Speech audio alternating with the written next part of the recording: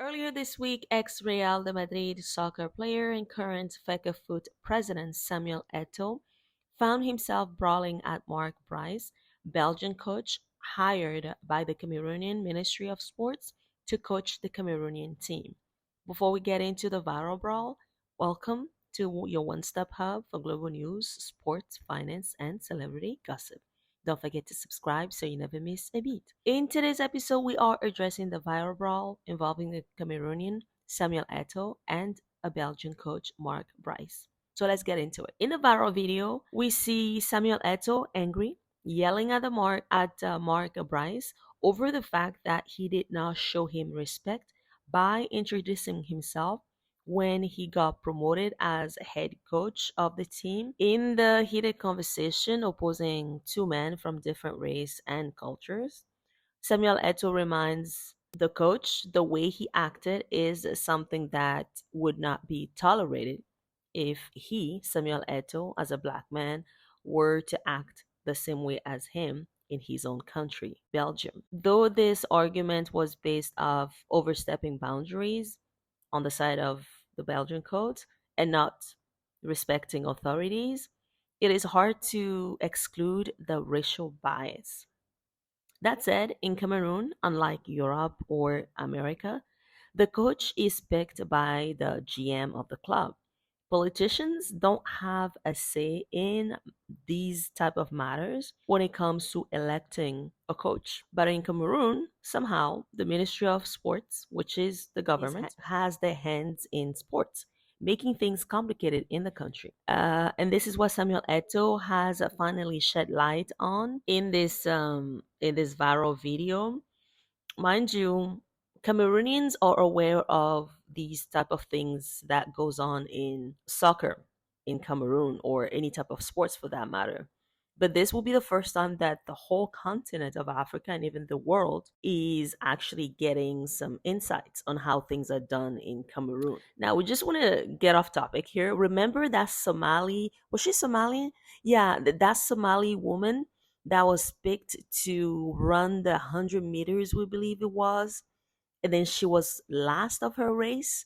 Everybody finished somehow at a pace that they're supposed to finish at, but she was still left on the field running, and at some point she couldn't run anymore. She was just trotting like a horse because yeah, she didn't have the level to be nominated to come and run and represent her country, Somali.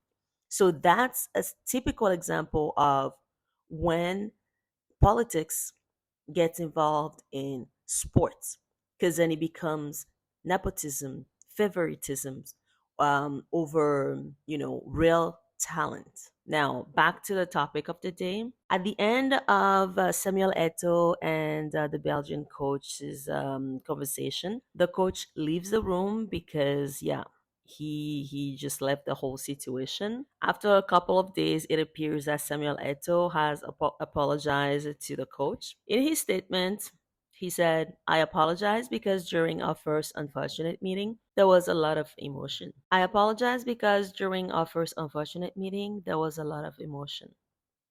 The Cameroonian people are more important than us, and it is for them that we must work. Did Eto'o want to apologize to the 62-year-old Belgian coach?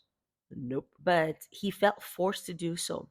Keep in mind, in the unveiling of the event, a delegate of the Ministry of Sports showed up at the doors of the FECA Cup, the FECA Foot, sorry, with a message. Samuel Eto'o, former Barcelona, Inter Milan, and Chelsea striker, probably menaces were thrown at him, allegedly.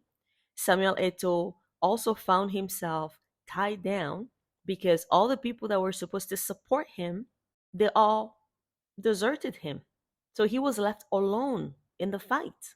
Also, with the 2026 World Cup around the corner, if the Cameroonian team were to lose, which they will lose, by the way. So if the Cameroonian team were to lose, Cameroonians might blame the loss on Samuel Eto'o. and this could lead him to be replaced as president of the Fecafoot. Since he does not want to be known as the guy that failed his country or his team, he waved his white flag. The reason we said Cameroon will lose, or rather not go far in the World Cup anyway, is because already the politics of surrounding the team is bad. It's negative, which will cause the national team to be divided as well. As a team, the team will be divided. You might have some people that are pro, politics, and you might have some people that are pro Samuel Eto'o. It's happened before, and this will not be any different from the previous time. So that is all we got for you right now. Let us know what you think about all this in the comment below. We love you for watching. Don't forget to subscribe, and we'll see you in the next video. Bye for now.